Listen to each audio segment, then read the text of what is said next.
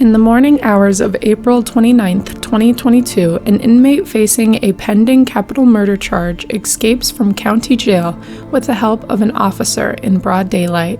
The pair were able to escape unnoticed for over 6 hours, allowing them plenty of time to go into hiding. They were on the run for 11 days before finally being found, leading to a police chase that ended in one of them being captured and the other fighting for their life. Join me while we look into the case of Casey Cole White and what led to his escape and subsequent capture.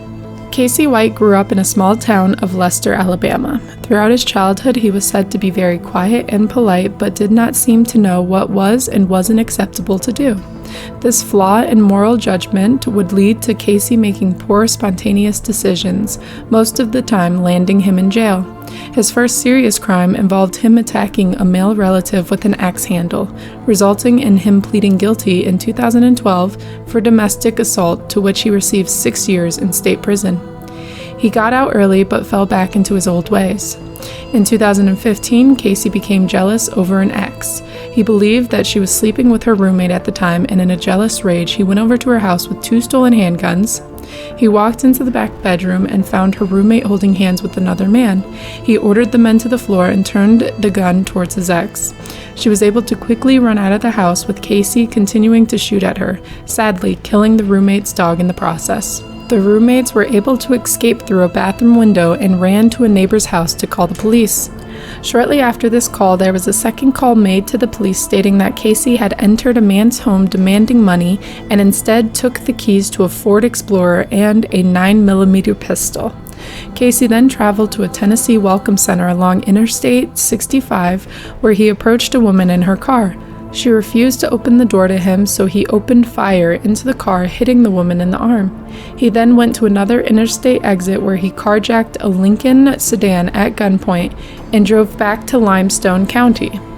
This is where police tried to stop him, leading to a short police chase. The car ended up getting stuck in a field where a standoff ensued. Casey ended up surrendering. He was arrested and charged with attempted murder for trying to kill his ex-girlfriend, kidnapping the 2 roommates, first-degree robbery, first-degree burglary, third-degree burglary, breaking and entering a vehicle, animal cruelty for shooting the dog, and attempting to elude. While in jail for this crime, Casey admitted to police that he was responsible for a murder that happened on October 23, 2015. This was the murder of Connie Jane Ridgway. She was beaten and stabbed to death and was found in her living room of her apartment, which was across the street from Lauderdale County High School. Casey was charged with first-degree burglary and murder for pecuniary gain due to the fact that he stated he was hired to kill her. During Casey's extended prison stay, he would be transferred between state prison and county jail due to issues he was having. During one of his transfers, he met an officer by the name of Vicky White. Vicky was a Lauderdale County Detention Center's Assistant Director of Corrections. She was described as an exemplary employee and viewed as a mother figure during her 17 years of service. It was stated that Vicky and Casey had a relationship that lasted around 2 years before the attempted escape. The weeks before the escape, Vicky started preparing for her life on the run. She had sold her home well below market value, withdrew all of her money from the bank, bought an AR-15 and shotgun, bought men's large clothing, and even visited an adult store.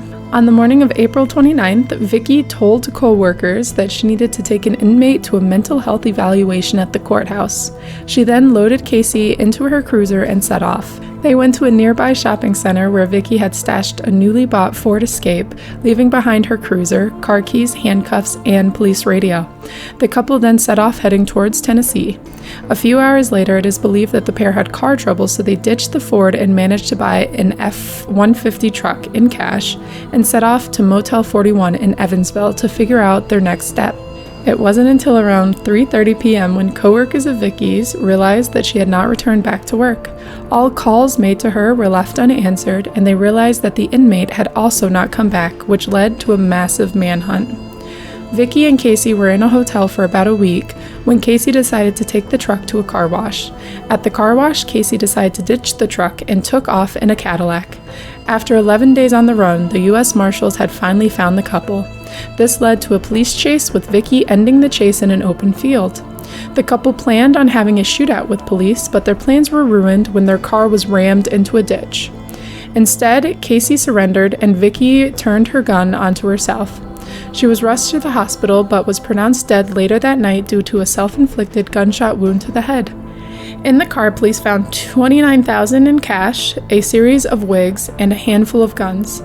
Casey was arrested and taken back to Lauderdale County, where he will be charged with escape in the first degree.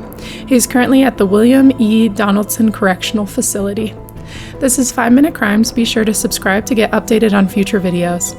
I've also created a Discord where I am fairly active on, as well as a Patreon where I post updates for current videos, as well as things related to cases that I cannot post on YouTube. Thank you for watching, and I hope to see you in the next one.